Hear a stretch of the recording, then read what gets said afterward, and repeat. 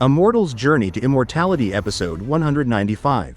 In the previous episode, Han Li and his companions rushed to assist Fellow Daoist Long, who was being pursued by two powerful spell warriors from the Moulan Plains. Despite their combined strength, the group was surprised when the two enemies didn't immediately flee upon seeing them. A tense standoff followed, but before any battle could erupt, the spell warriors received a fiery message that seemed to shock them. Their expressions turned grim the moment they looked at Han Li. Sensing something unusual, Han Li stayed calm, realizing their reaction might be tied to the Nascent Soul cultivator he had gravely injured earlier. Without a word, the two spell warriors suddenly retreated, leaving the group bewildered but relieved. Putting the encounter aside, Marquis Nanlong led the party deeper into the Moulan Plains until they arrived at a desolate Gray Mountain, the supposed resting place of Master Cang Kun's cave residence. Despite its ordinary appearance, the two leaders began performing a secret ritual to unveil the hidden entrance. As the flags sank into the ground and the earth trembled beneath their feet, Han Li realized something extraordinary was about to emerge. And the story continues. As the ground fiercely trembled, a fine crack spread from the top of the mountain down the base of the mountain. A dazzling white light shone from within the crack, splitting the entire mountain as if it were being torn apart by some divine force. Han Li and the group watched in stunned silence. The sheer power displayed by Marquis Nanlong and the white-clothed old man, Fellow Daoist Long, filled everyone with awe, even though they appeared calm on the surface. Their hearts were shaken. Behind the crowd, Wang Chan and Yan Ruyan, the two with the lowest cultivation, stood quietly behind Wang Tiangu. Han Li's cold gaze swept over them. He had long intended to kill Wang Chan, but now was clearly not the time. The treasure hidden within this mountain took priority. Moments later, as the mountain split open completely, a massive crevice appeared, more than 30 meters wide. From within, they saw a limestone stairway descending deep into the earth. The white-clothed old man's eyes sparkled with excitement as he said, "Let's go," and led the way forward. Marquis Nanlong, however, stayed behind, smiling faintly as he guarded the rear. Han Li quietly noted this detail. If someone of Marquis Nanlong's caliber chose to guard the back, then the old man surnamed Yun must be far from ordinary. The others also noticed but remained silent, each understanding that in a gathering of high-level cultivators, it was often wiser not to speak unnecessarily. The group began their descent. White moonstones embedded in the walls illuminated their path, but as they moved deeper, the air grew colder. After traveling several hundred meters down, the soft white glow of the stones gradually shifted to an eerie green hue, casting ghostly light across the narrow passage. Han Li frowned. Something felt off. He instinctively widened the distance between himself and the tan-robed cultivator ahead, enough space to react if danger appeared. The others had the same idea. Apart from Marquis Nanlong and the white-clothed old man, each cultivator kept a safe 30-meter gap between one another. Eventually, after what felt like the time it took to finish a meal, they emerged into a vast underground hall. The sight before them was breathtaking. The chamber seemed to be carved entirely from a single, enormous piece of jade. Its surface emitted a faint, translucent blue glow, cold and mysterious, but when Han Li extended his spiritual sense, it was immediately repelled. The same happened when he tested other directions. This was no ordinary jade. It was some kind of spiritual material that blocked divine sense. The others discovered the same thing, and the hall soon filled with cautious silence.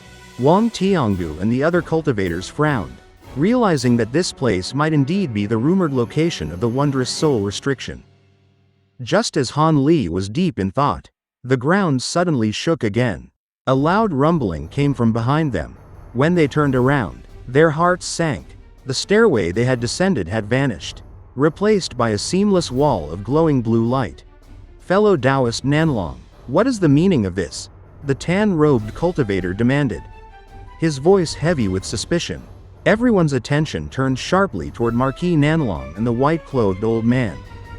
Yet Marquis Nanlong remained perfectly calm. "There's no need for alarm," he said evenly. "This is just the mountain's restriction resetting itself. It will open again after 3 days. The same thing happened last time we came here. It's simply part of the formation's natural defense. On the bright side, with the mountain sealed, we won't need to worry about spell warriors discovering us. Though a few still looked doubtful, his explanation eased the tension. After all, with both Marquis Nanlong and Fellow Daoist Long here, none of them believed it was a trap. The tan-robed cultivator gave a respectful nod. So that's how it is. I was being overly cautious. Marquis Nanlong smiled lightly. No harm done. Now, let's begin. This wondrous soul formation is not easily broken. Fellow Daoist Long and I failed last time. Let's hope this attempt will fare better. The wrinkled old woman in the group gave a sly smile. Perhaps I can help. I once obtained a treasure that excels at breaking restrictions and barriers. It might spare us some effort. The white-clothed old man's expression brightened immediately.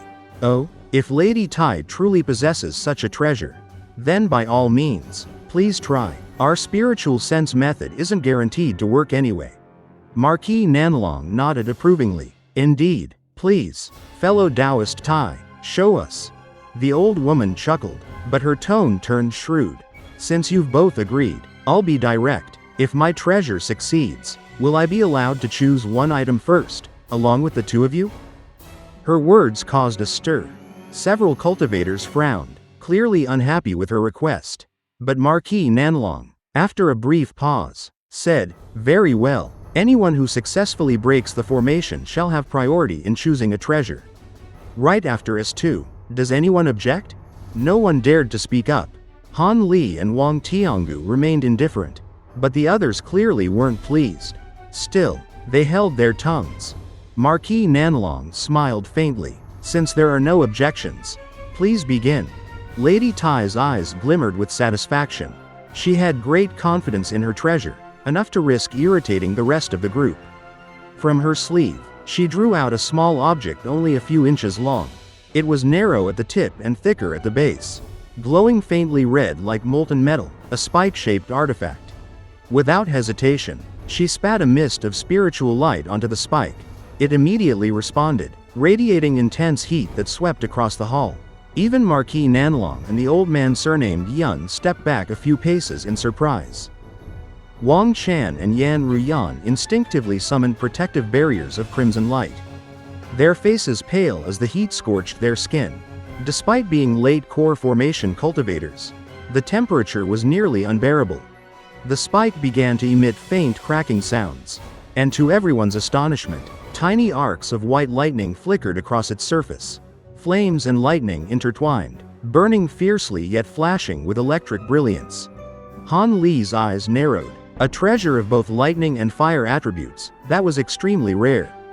The other cultivators looked on in awe and jealousy, realizing just how powerful this ancient artifact was. Ignoring their reactions, Lady Tai focused her gaze on the glowing blue wall ahead. With a firm motion, she raised her hand and sent the lightning fire spike shooting forward. A fiery explosion erupted as the spike pierced into the barrier. Deafening booms echoed throughout the hall. The spike began to whirl rapidly above her head, its light blurring into a streak of red and white. Its speed increased until it was nearly invisible, like a storm of flame and lightning tearing through the air. The entire chamber trembled under its power. The cultivators could only watch in astonishment.